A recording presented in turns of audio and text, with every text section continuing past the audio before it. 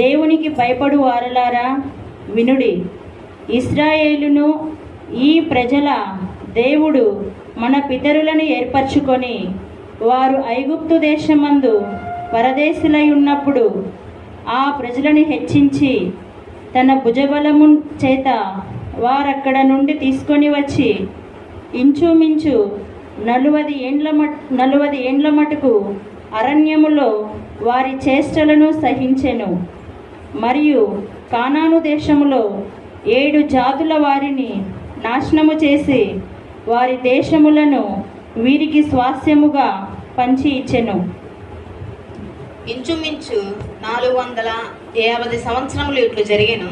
అటు తరువాత ప్రవక్త అయిన సమూయేలు వరకు ఆయన వారికి న్యాయాధిపతులను దయచేసెను.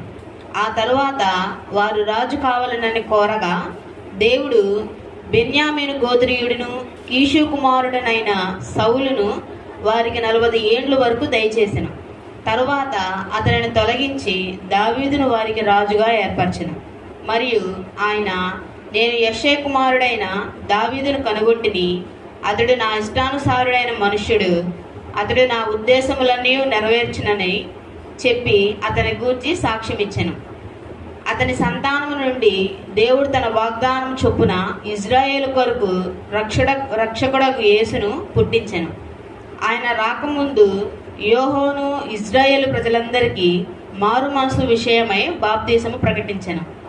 యోహోను తన పనిని నెరవేర్చుచుండగా, నేనెవడనని మీరు తలంచుచున్నారు? నేను ఆయనను కాను, ఇదిగో నా వెనక ఒకడు వచ్చుచున్నాడు. ఆయన కాళ్ళు చెప్పులు విప్పుటకైనను నేను పాత్రుడను కానని చెప్పాను.